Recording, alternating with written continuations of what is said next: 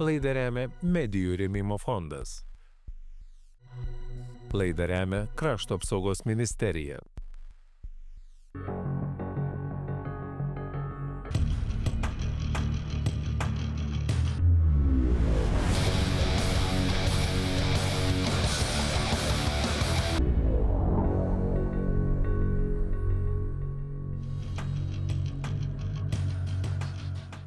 Stipri ir silpna.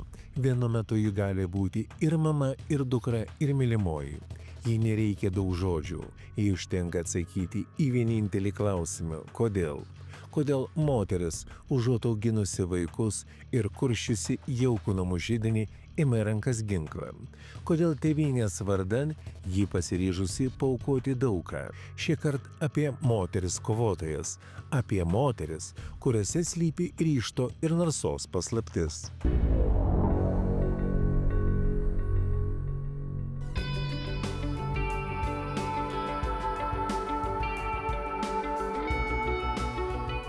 Monika Šinkūnaitė, jauna moteris, jau 7 metus tarnauja tėvynei. Šiandien ji gali pasigirti padariusi karjerą kariuomenėje ir tuo pačiu pasidžiaugti, kad atrado savo vietą ir pašaukimą. Tai aš, kaip ir minėjau, esu karo inžinerijos srities CBRB apsaugos būrio vadė. Tai yra tokia sritis, kuri kalba visų pirma apie apsaugą ir jeigu nuo ko apsisaugoti, tai nuo cheminių, radiologinių, branduolinių ir biologinių medžiagų. Tai trumpai tariant, CBRB tai labai sudėtinga. Aš dirbu vien tik su vyrais, esu viena moteris. Mano komanda yra tikrai puikiai, jie yra pasišventę, aš taip sakyčiau, savo srities profesionalai, jie stengiasi tiek, kiek gali, atiduoda daug savęs, nes kaip juokaudavau savo klasiokams, pajaučiau, kad tiesiog noriu kažką papasakoti anūkam. Dabar aišku, dėl ateities anūkų neatsakysiu, bet mane žavėjo turbūt ir vis dar žavi galimybė tiesiog nesėdėti ofise. Nes ofiso darbai yra tikrai man širdžiai artimi ir tikrai turiu kruopštumo, man patinka teksto redagavimas, planų kūrimas, bet negalėčiau sakyti, kad neužveda ir neduoda motyvacijos lauko pratybos arba užduotis, kurias turim atlikti lauko sąlygom, nes jos tau duoda daug daugiau motyvacijos, daug daugiau kūrybos, kur atrodo žodis galbūt net nesuderinamas su kariniam pratybom, bet tu pats tarsi gauni ten tam tikrą kitą odą, tam tikrą kitą realizaciją ir tu pajunti, kad tu turi tokių savybių, kurių galbūt net sėdėdamas ofise tu neturėtum. Kokie iššūkiai šiai kariškiai buvo patys įsimintiniausi? Monika nedvejodama tai įvardyja vienu žodžiu. Pratybos. Tai pirmi kartai be abejo buvo karo akademijoje. Tai labiausiai įsiminė 2., 3 kurso pratybos, kur turėdavom dirbti padalinyje, turėdavai asmeniškai rūpinti savo higieną. Tai tiek moterim, tiek vyram įvairūs čia aspektai atsiskleidžia.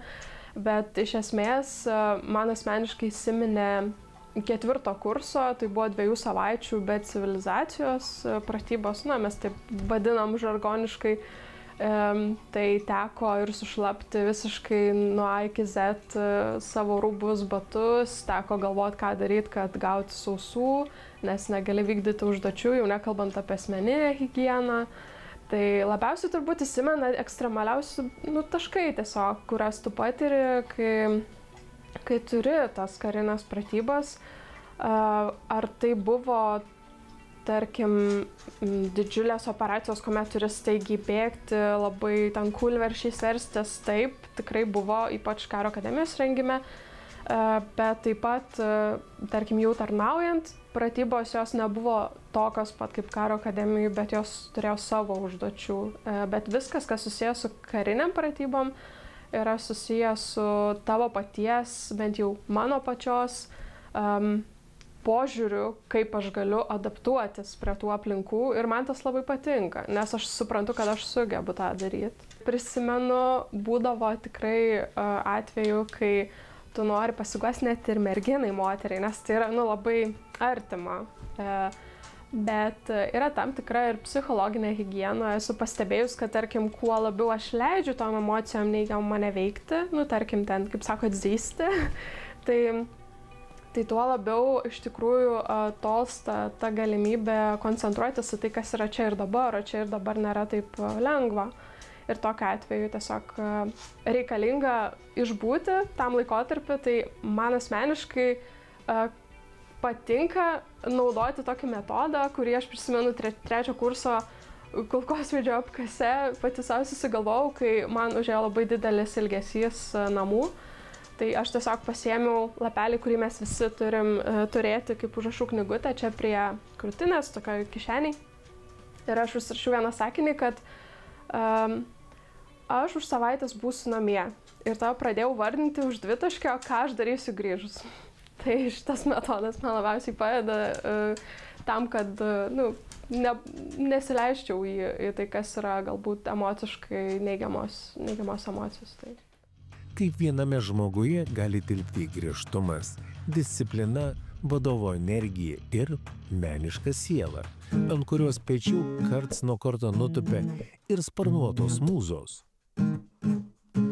Mes lietuviai, mes garbinam mišką, pilką akmenį, paukštį naktinį, sūrų gintaro lašą ištryškusi, iš tos vietos, kur skauda tėvynei.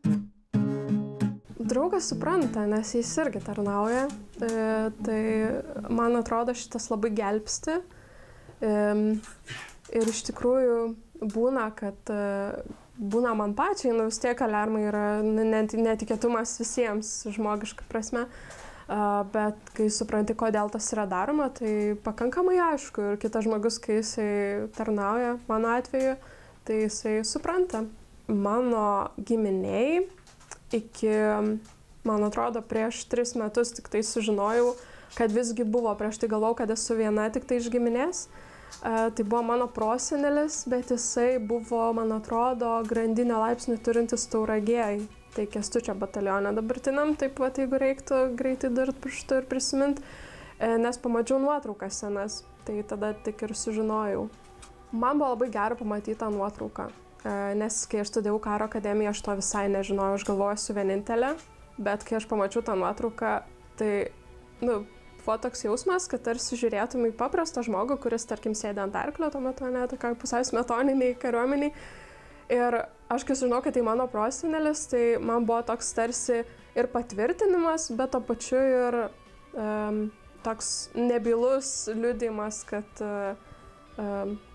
taip, žmonės yra kariuomeniai įvairūs ir jie yra įvairių kartų čia toj kariuomeniai. Galima sakyti, kažkoks ryšys. Santykis. Nes apie prosenelį žinau mažai, nes jis išsiskyrė su mano prosenelė. Tai man buvo toks tarsi, bendrystė, tokia pusiau dvasinė, kurią aš per tą nuotrauką ir pajaučiau, nes iš esmės aš apie prosenelį mažai girdėjau. Tai man buvo smagu, kad jisai buvo prisilietęs prie tos pačios profesijos, kurioje aš esu. Palikusi gitarą ir prisiminimus namuose, kariškė pakviečia į savo darbo vietą – Lietuvos didžiojo kunigaikščio Gedimino štabo bataliono teritoriją. Čia jauna moteris virsta griežta vadove. Golf Delta, aš Mike Sierra, kaip girdi, klausau? Sierra, aš Golf Delta girdžiu garsiai aiškiai. Golf Delta, aš Mike Sierra, būsim už 2 minučių. Kaip supratai, klausau? Sierra, aš Golf Delta, supratau. Šmaksėra pabaiga. Tai aš esu vyresnioji leitenantė ir vadovauju būriui, CBRB apsaugos būriui, jame yra 9 kariai ir šiuo metu esu vienintelė moteris, kuri vadovauja 9 vyram kariam, kurie turi labai skirtingas patirtis ir labai skirtingas kompetencijas. Bet jie visi labai stengiasi būti šio būrio kariai, jie deda labai didelį širdį ir iš tikrųjų didžiuojuosi savo būriu, didžiuojuosi, kad esu šito būrio vadė.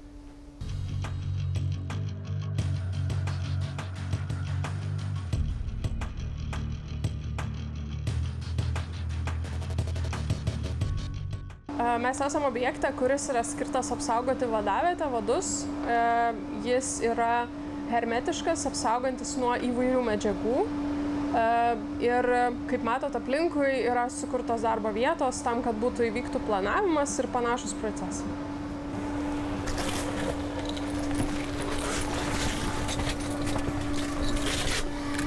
Čia už mano nugaros matot labai svarbų CBRB apsaugos operacijos aspektą, yra švarinimo punktas.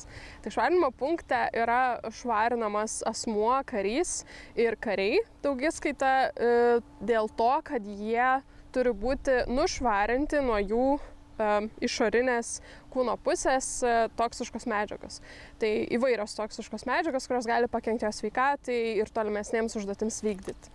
Tai situacija yra, kad kariai išvydo išvalgyti tam tikros vietovės, nurodytos aukštesnių vadų, ir šiuo metu turėsim situaciją, kuomet kariai juda viena kryptim ir pamato tam tikrą įspėjimo ženklą, po kurio bus aptinkami, imituojami žmogaus palaikai, paveikti tam tikrų medžiagų. Ir tokiu atveju kariai įspėja kuo skubiau, nedelsiant, iš esmės, būtent mus kaip vadus, tam, kad galėtumėm pasiruošti kitiems veiksmams ir apsaugoti savo draugiškas pajėgas. Aš tikrai būčiau pakvietus jūs į mano fone matomą palapinę, bet toje palapinėje prieš keletą minučių mes vykdėme dujokaukių funkcionalumo patikrinimą, kurio metu tikslas yra labai paprastas, kad kariai turintys dujokaukes patikrintų dujokaukių sandarumą, tikslumą, efektyvumą ir panašiai. Tai šitos operacijos metu mes naudojam labai nedidelį kiekį ašarinių dujų tam, kad patikrintumėm, kad dujokaukė, kurią jūs dėvėte kaip karys, yra sandari. Visgi, vieną klausimą Monikai dar norisi užduoti. Kodėl? Vardan ko ji kas rytą keliasi iš lovos ir skuba į tarnybą? Iš tikrųjų, kiekvienas būrys kariuomeniai, vadovaujamas ar moterų, ar ne moterų, daro tai, ką gali geriausia. Ir daro tai, ką gali geriausia pagal savo nurodytas užduotis. Mano iš tikrųjų užduotis, kaip matėte, yra labai įvairi. Ir tikslas yra apsaugoti kitus karius. Bet iš tikrųjų kiekvienas batalionas, kiekvienas būrys ir kiekviena kuopa daro vienintelį ir svarbiausią tikslą. Tai bando apsaugoti mūsų valstybę, tada, kada reikės. Po trumpos pertraukėlės matysite. Выходим все. Быстрее выходим. Быстрее. Radzevičiūtės yra tardomos, siekiama išgauti informaciją.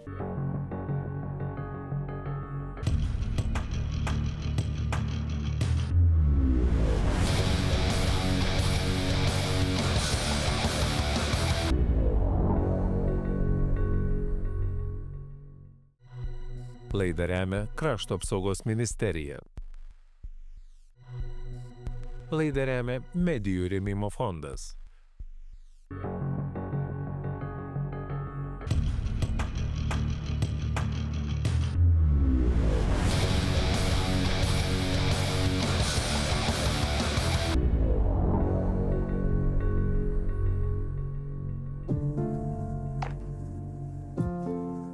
O dabar nusikelkime atgal į praeitį. Daugiau kaip prieš 70 metų pasaulis buvo kitoks. Tačiau moteris visais laikais siejo bendrystę, noras ginti savo vaikus, šeimą, namus, kultūrą, istoriją. Kai kalbame apie partizaninį karą, dažniausiai įsivaizduojame ginkluotus vyrus miške, žūtbūtinę alinančią kovą. Bet ką jeigu pasakysiu, kad partizaninio karo metais meilė taip pat gyvavo? Kūrėsi šeimos, mezgėsi romantiniai santykiai, gimė vaikai. Aukštaitijos partizanų Leono Caporkaus ir Aleksandros Radzevičiūtės istorija yra būtent apie tai. Aleksandra Radzevičiūtė yra kilusi iš Antaniškių kaimo Šiluvos valsčiaus. Leonas ir Aleksandra vienas kitą pažinojo dar iki karo. Taip pat buvo susižadėję. Kai Leonas pasitraukė pas partizanus, pati Aleksandra kol kas neketino sekti paskui jį. Bet žinoma, negalime tikėtis, kad sovietai nežino apie partizanų artimuosius, neseka jų, nesiekia ištardyti jų tam, kad išgautų informaciją apie partizanus. Tai Aleksandros namai, Radzevičių sodyba, vadinta partizanų Birutės kalneliu, yra būtent ta vieta, kur virė partizaniškas gyvenimas. Partizanai ten ateidavo maisto, drabužių, kartu švęsdavo katalikiškas šventes, na ir žinoma palaikė tą viltį, kad šis partizaninis karas bus sėkmingas. Pasilaikyk, kai kas ateis paimti. Bet ši istorija, perauga į kitą lygmenį, kai Aleksandra ir jos sesuo yra sulaikomos.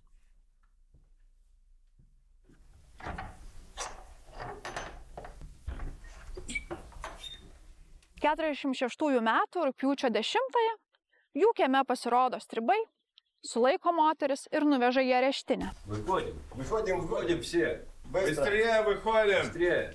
Где вы там? Все выходим. Выходим. Побыстрее.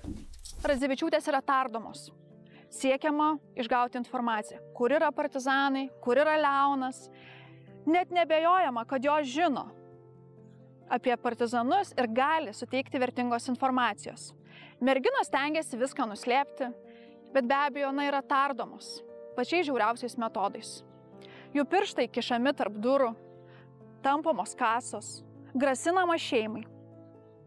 Tiesa, pasinaudojusios galimybę visai vakare, stribams išgėrus, joms pavyksta pabėgti iš areštinės.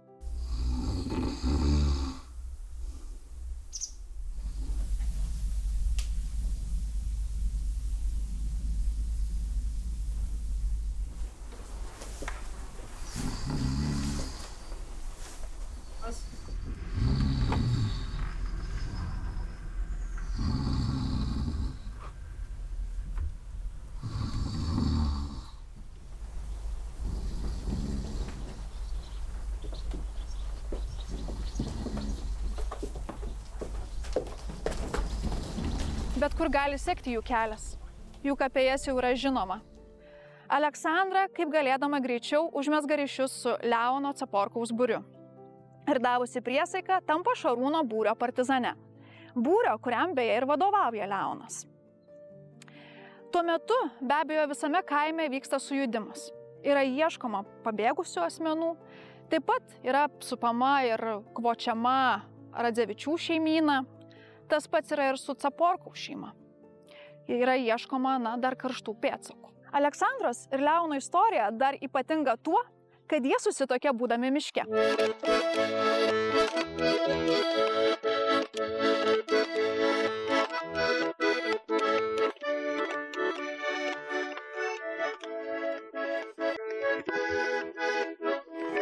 Žinau, kad mūsų sielos visada bus kartu. Prisiekiu niekada tavęs nepalikti ir saugoti tave visą savo gyvenimą. 1947 metų rudenį Šaukoto kunigas Vytautas Radzevičius Rėmėjų sodyboje sutuokė 3 poras. Ir visų šitų 3 šeimų istorija klostosi toliau gana panašiai. Vyrai žūsta, šeimos jau susilaukusios vaikų ir jų vaikus augina artimieji. Tas pats nutinka ir su Aleksandra ir Leonu. Vyras žūsta, Aleksandra tuo metu jau turi net visai tuoj po vestuvių gimusi sūnų Antaną, kurį prisijima auginti jo sesuo Elena kartu su savo vyru. Berniukas net nežino, kas yra jo tikroji mama. Jis auga galvodamas, kad ta teta, kuri karts nuo karto apsilanko jų namuose, yra iš tikrųjų, jo teta. Bet galiausiai paaiškėja, kai jis jau yra gerokai ūgtelės, kad ta teta yra tikroji mama ir būtent todėl jam rodo išskirtinį dėmesį. Pati Aleksandra visą laiką stengiasi išsaugoti prisiminimą apie savo vyrą. Lygiai taip pat stengiasi, kad ir jos sūnus prisimintų, kas buvo jo tikrieji tėvai ir kodėl jo istorija susiklostė būtent taip, kaip susiklostė. Bet Aleksandros istorija dar ypatinga tuo, kad jai pavyko išsislapstyti. Po vyro žūties ji praleido dar 4 metus bunkeryje. Slapstėsi, kol galiausiai gavo galimybę gauti suklastotus dokumentus, svetimą pavardę. Bet žinoma, ir ten saugumo rankos ją pasiekė. Aleksandra, net ir po daugelio metų, kalbėdama apie savo pirmąjį vyrą Leoną, sakydavo, kad nieko kito nemylėjo taip kaip jį. Ir šį savo prisiminimą jis saugojo iki pat savo gyvenimo pabaigos. Nepriklausomoje Lietuvoje ji nedvejodama kartojo, kad jos pasirinkimas buvo teisingas. Ir kartu su vyru jie pasiekė tą tikslą ir Lietuvos laisvė buvo iškovota. Ir tai yra tik puikus pavyzdys. Viena iš daugelio istorijų, kuri įrodo, kad meilė gali būti daug didesnė už bet kokį pavojų ir priešo siautimus.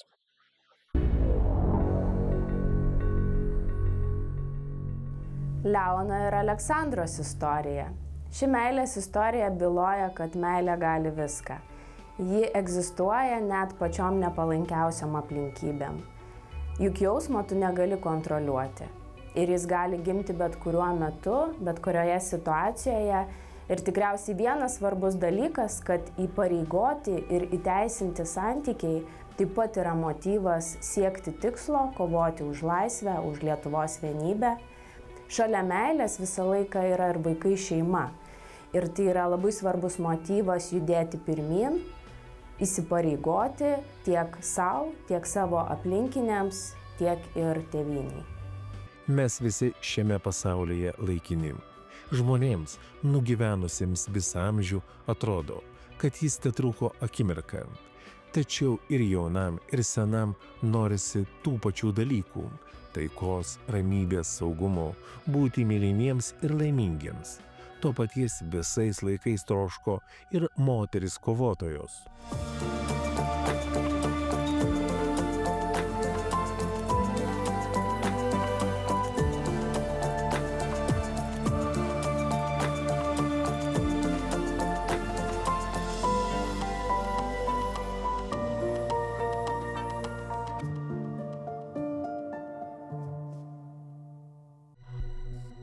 Laidą remia Medijų rėmimo fondas.